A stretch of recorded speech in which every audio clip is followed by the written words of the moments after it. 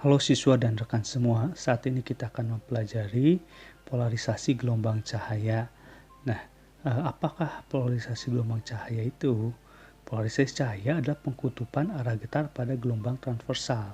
Nah, akan saya coba gambarkan secara 3 dimensi menggunakan koordinat kartesius. Kita lihat hubungan medan magnetik pada gelombang elektromagnetik, ada medan listrik. Nah, ini arah rambatnya searah X, tapi arah getarnya itu searah sumbu Z, ke atas dan Z negatif ke bawah. Sedangkan medan magnet ya, yang arah rambatnya juga sama ke sumbu X, maka getarannya itu bergetar ke arah sumbu Y positif, sumbu Y negatif, begitu ya. Nah, ini yang disebut gelombang elektromagnetik.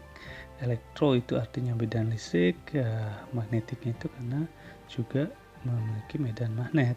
Contohnya ya cahaya, ya gelombang elektromagnetik, dan arah getarnya itu ya transversal. Nah, bila kita lihat medan listrik ini vektor, juga medan magnet vektor, maka resultannya itu masing-masing karena arahnya itu berganti-ganti, jadi masing-masing akan memiliki resultan, sehingga bila kita lihat muka gelombangnya itu dia ke semua arah ya. Nah, untuk lebih jelasnya kita lihat animasi berikut. Nah, kita lihat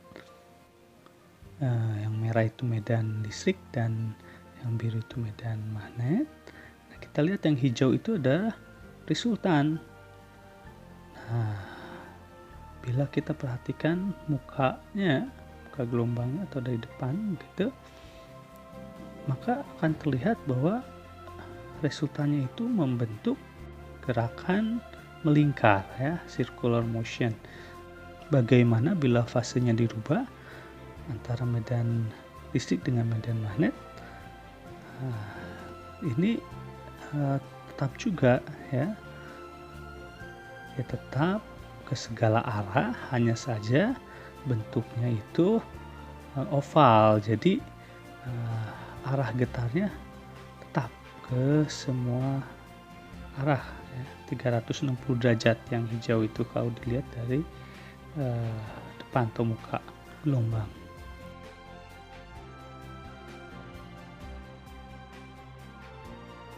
Selanjutnya kita akan lihat bagaimana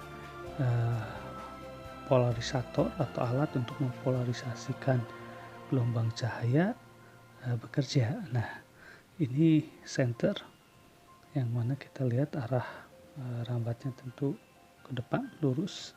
Nah, dengan gelombang ke segala arah akan melalui sebuah polarisator, alat untuk mempolarisasi atau mengkutupkan arah getaran ya. Nah, di sini polarisatornya vertikal, maka akan diloloskan arah yang vertikal, sedangkan yang lainnya itu akan tidak diloloskan. Nah, yang intensitasnya menjadi setengah kali semula. Nah, bila berikut ada polarisator kedua yang kita sebut analisator,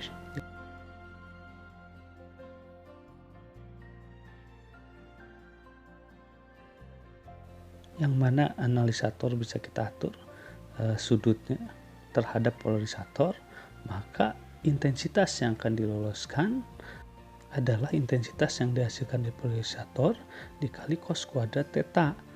Nah, berdasarkan Malus law ya. Bagaimana bila ada analisator berikutnya, analisator kedua, maka intensitas dari hasil analisator ke-1 dikali cos kuadrat theta.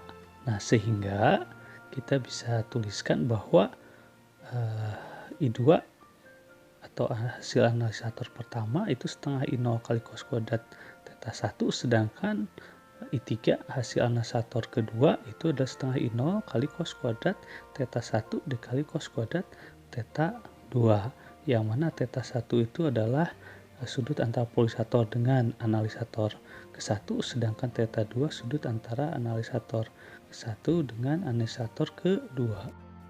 Kemudian pertanyaannya bagaimana bila sudut antara polarisator dengan analisatornya itu 90 derajat atau saling tegak lurus, maka intensitas yang diloloskan pada analisatornya itu akan menjadi 0.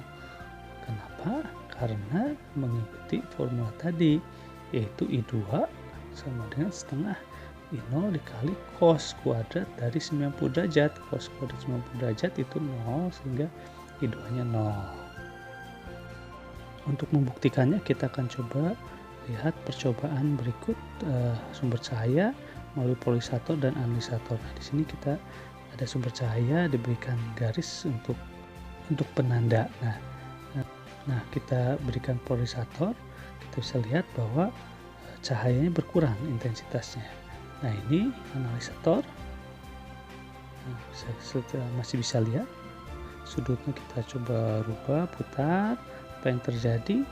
Ya, semakin lama semakin gelap atau tidak nampak ya cahayanya itu, karena intensitasnya menjadi 0.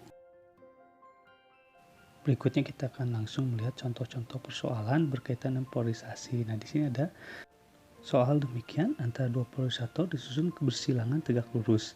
Dipasang polarisator lain sehingga membuat sudut 45 derajat dengan semu polarisator pertama, berarti di tengah itu ya. Seberkas cahaya tak terkutub melalui susunan tersebut. Nah, berapa persen banyak intensitas cahaya yang diteruskan? Kita tuliskan, berarti sudutnya 45 derajat. Itu polarisator yang di tengah. Nah, kita lihat polarisator pertama dan polarisator kedua tegak lurus, lalu polarisator ketiga ini 45 derajat terhadap polarisator 1, dan tentu saja akan menjadi 45 derajat juga terhadap polarisator kedua. Ya, polarisator ketiga kita bisa sebut analisator pertama, polarisator kedua kita sebut analisator kedua.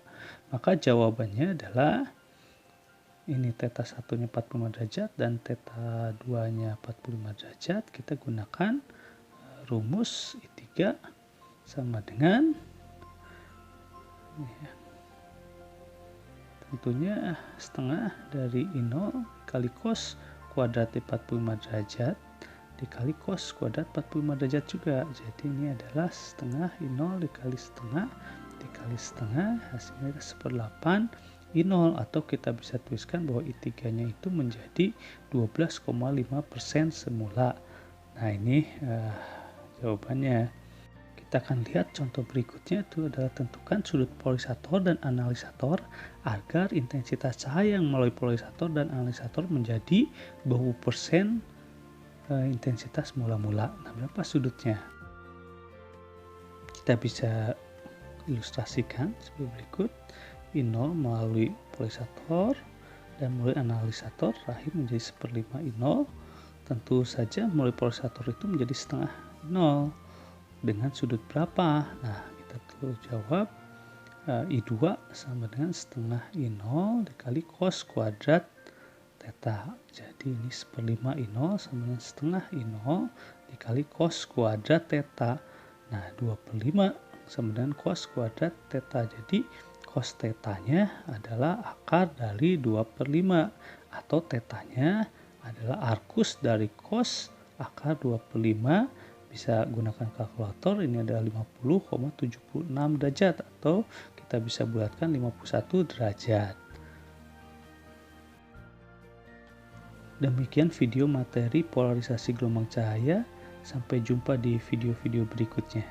Terima kasih.